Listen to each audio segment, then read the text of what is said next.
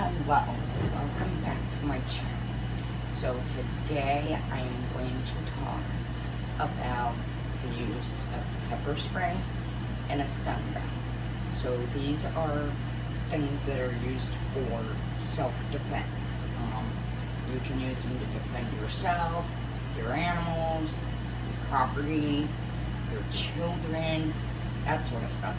Now, to carry these things, you must be at least 18 years old, and you cannot be in any legal trouble. No parole, no community service, no probation. With the community service, it has to, the court-ordered community service, like 150 hours, 200 hours of community service. Can't be in any legal trouble to be able to own these. And so, with that out of the way, the stun gun is quite easy to get, and they come in lots of different sizes, lots of different styles. There are some that are flashlights and stun guns, and they're big, long things about like this. I like to use the smaller sizes because they fit in my purse or in my pocket a lot easier. So this particular one charges by being stuck in an outlet. So that's what I like about it. It is also a flashlight. So now, to be able to use this stun gun, this thing has to be all the way up with that little red light showing. See the red light? It has to show. Without the red light, I can press on this button all day, and it's not gonna do a thing. It has to have the red light on.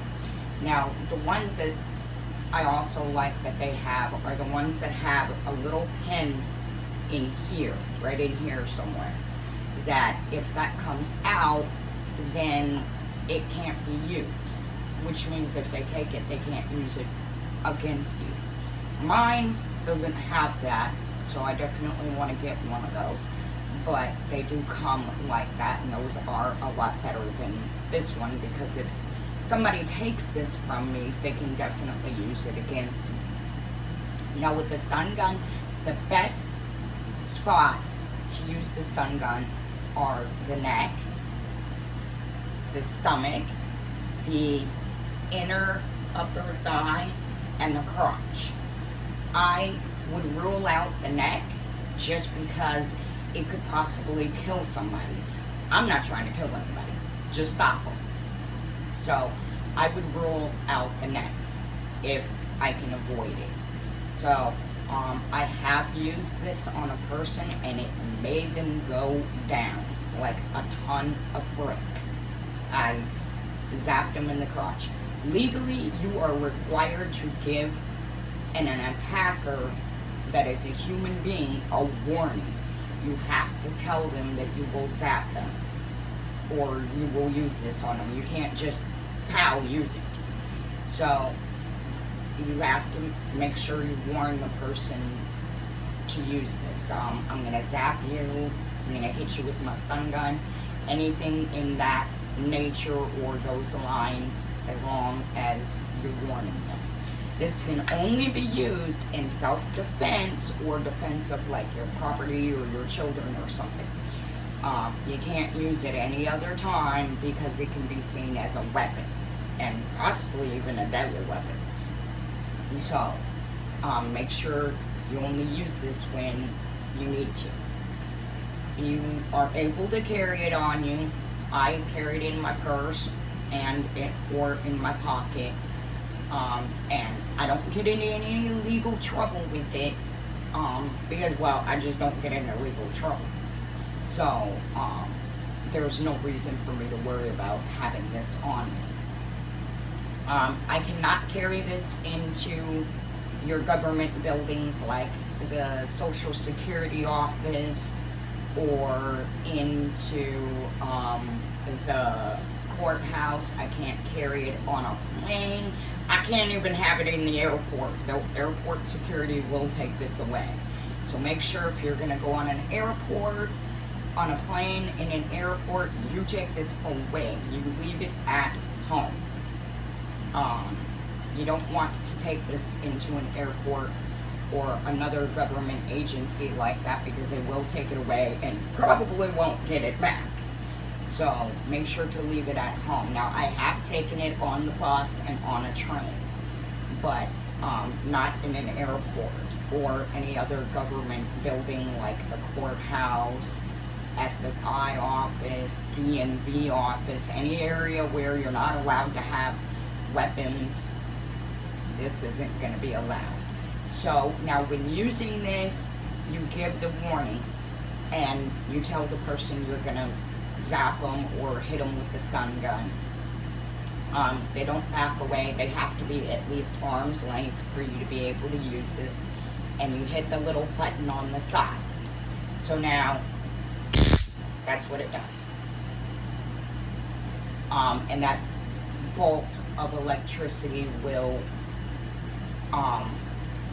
get the person to go down, especially if you go in the crotch. In like the arm or the lower leg region, it just tenses up that muscle, and as soon as the bolt is done, the cramp goes away. So I would use really sensitive areas like the stomach or the crotch. That's the best spot for this. So that's the stun gun. You can get these at a lot of places online. Now you do want to make sure you can have this, because there are certain states and maybe even certain countries that you're not allowed to have these, like the state of Nevada. You cannot own one of these. So make sure that you're allowed to carry and have these in your specified state or country. And then make sure in your city or town or whatever you're allowed to have them, because even if the state allows it, some towns and cities won't allow this. So make sure you know that before you get one, because you don't want to find out the hard way, trust me. Now with the pepper spray, this is a little more convenient because it sprays farther away. I don't have to be within arm's reach to use this. I could be about 12 to 16 feet away and still use this. Now, most of them are going to come with a locking mechanism where you don't see the little hole up there to spray it. And with it being locked, if I push down as far as I want, nothing's coming out, because it's in the locked position, which is great, because I mean, you don't want this to discharge if it's in your pocket. You just don't, because it smells awful and it makes people gag and whatnot, so you just don't want to, you know. And this has UV identifying dye in it. Not all of them do have it, but you can get it. Now, with the pepper spray, you have to make sure to get a small canister like this, something equivalent to this. You cannot get a big old can like you do with bear sprayer or something. You can't get a big can. You're not supposed to have it unless you're like law enforcement, or you work for security at a prison or something.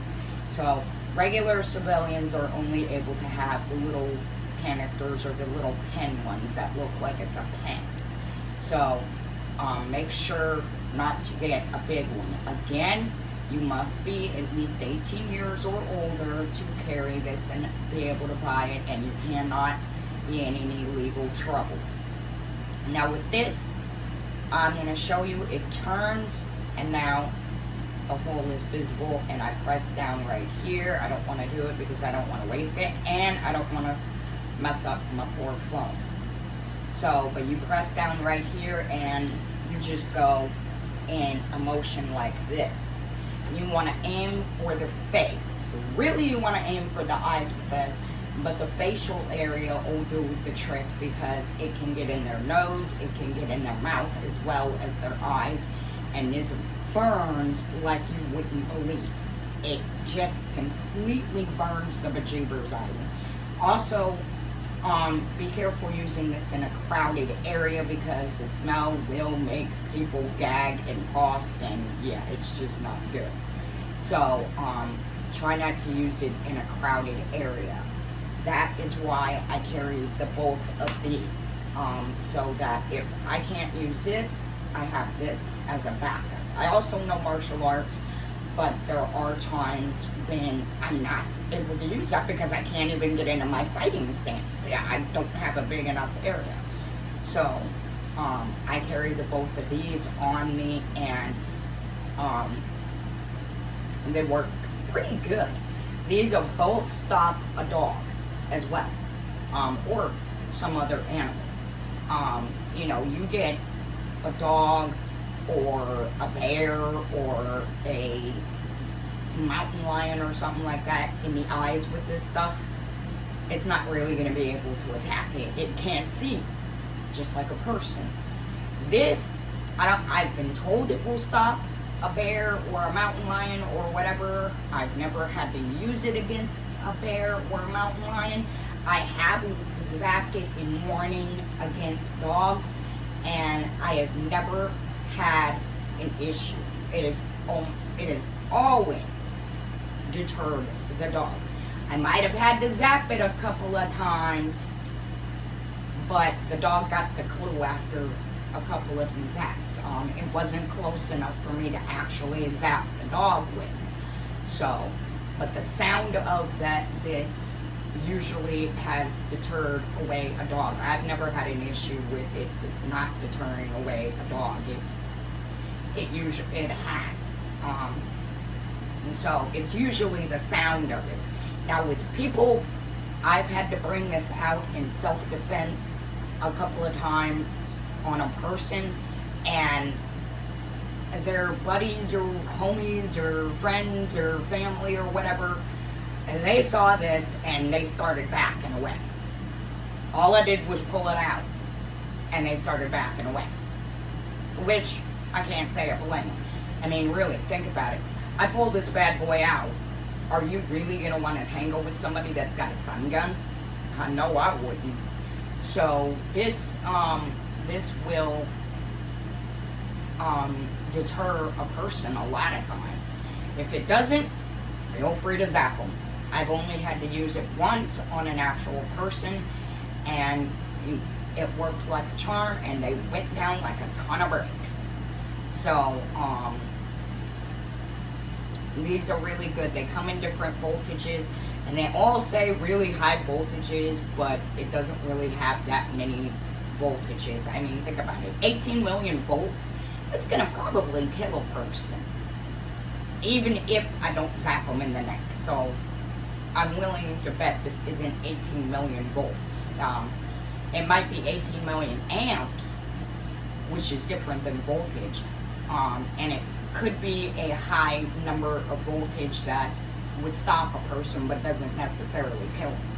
So now with this, I haven't really had to bring this out on a person very often. My go-to thing is either my martial arts or the stun gun. Again, you cannot carry this into a government area such as SSI office, DMV office, places like that. You can't have this. The other thing is you're not going to be able to carry it on a plane. It even says on the back on this information right in here that it is unlawful to carry this onto any aircraft. So you're not going to be able to take this onto a plane. Once again, airport security will take this away.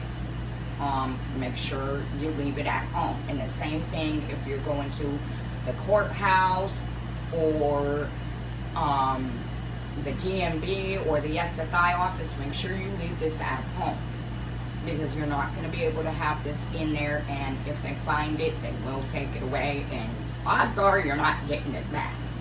So just leave this at home if you're going to go into those areas, because it's not needed. You don't need it. So now with a stun gun, you can leave it in your car. You can leave it in the glove box or the part in the middle console area. You can leave this in there. Don't leave this in there, because if it overheats, it will explode. So now this particular pepper spray has what's called UV identifying dye in it. It dyes your clothes, and it shows up under the police black light that they use, and it'll show up that this is the stuff that it came from. They can do, you know, the matching of the chemicals and stuff, and say this is the thing that it came from, therefore this is the person that tried to attack or did attack so and so. So I like to have the UV identifying dye, because it just makes it a lot easier to find the person in case they run away. Highly doubtful, because I mean their eyes are burning like heck, and I mean people tend to rub their eyes, especially when there's something in it, or if it's burning or irritating, they tend to, it's a natural reflex to rub your eyes. With this in it, rubbing your eyes makes it worse. It really does. So this is really good stuff too. Again, you are legally required to warn the person that you're going to pepper spray them. With dogs, obviously you're not required to warn them. With dogs, what I do is I give a little spritz. I take this out, I give a little spritz, and I say, stay back, you know, in my tone of voice that means I mean business, you know, no, stay back. Same thing with the person, and it goes for this too. Because now somebody is coming up to attack or harm you, you want to make as much noise as possible, because you want to draw as much attention to yourself as possible. You're coming up to attack me, I'm going to pull this out and say, I'm going to pull this out, turn it on, and say, stay away from me, I will zap you. And I'm going to say this as loud as possible, because I want that attention, because all those people watching now are your witnesses. Whether or not they cooperate with the police may or may be a different story, but those are your witnesses. So you want to make sure that you are as loud as possible. Same thing with this. You have this on you and you're going to pull it out to use it on a person. You want to be loud. Stay away. I will pepper spray you. Back off. I will pepper spray you. You want to be as loud as possible. And you don't want to show any signs of weakness. With a dog, you're not required to warn them. You can just do it. But I like to give a little spritz so they can smell it, because they smell this and they're probably not going to want to tangle with you. Although this has not always worked, the smell of this has not always worked against a dog. The sound of this thing has stopped dogs and got them to go away from me. Either walking away, generally they run away. They're like, oh God, I don't want any part of that, that doesn't sound good. So generally they run away, but I have had a few that walked away in the opposite direction, and I'm like, okay, fine, whatever. So, but these both you are required to use a warning against the person. An animal, well, that's another story. You're not really required to give a warning, but you do need to use it only in self-defense or defense of like your property or your child or something like that. So those are how you can protect yourself from all kinds of dangers. Sadly, the world is a very dangerous place. Unfortunately, those things are not going to work against a car. A car is coming at you, you need to get the heck out of Dodge, because those aren't going to stop a car. This will ID the car that came at you, but if you're dead, what good does that do? You know, so these won't stop a car, but they'll stop people, and they'll stop majority of your animals, especially your pepper spray. Now, if you're talking in the forms of a bear, you really want to get bear spray. You really do. This comes out in a little stream. Bear spray comes out in a big puff and it spreads. So you want to get bear spray if you're going to be in bear country or mountain lion country. This will work, but you really want to get the bear spray. You can also get specific spray for dogs. Dog spray specifically for dogs. So now, using either one of these things in self-defense, you are not going to be in any legal trouble as far as being arrested, charged with a crime, that sort of thing. As long as you use it in defense and defense only. No other things. You know, don't be a show-off. Don't be a bully. These can be considered weapons. And so now, with these things, you can, the family or the person that you use them against can try to sue you, but I wouldn't see how well that would go, because I mean, I told you to stay back, you didn't stay back, I zapped you, I used the pepper spray, kind of your own fault. So, but that's how to use those things, and that is 2 things that you can get to be able to carry on your person. The pepper spray here is usually legal in all of the states and other countries and stuff, as far as I understand anyway. I know it's illegal in all of the 50 states as long as you are at least 18. Some of them might be like 16 or 17. You have to check on that. But you have to be at least 18 in most places to be able to carry this, and you're not in any legal trouble.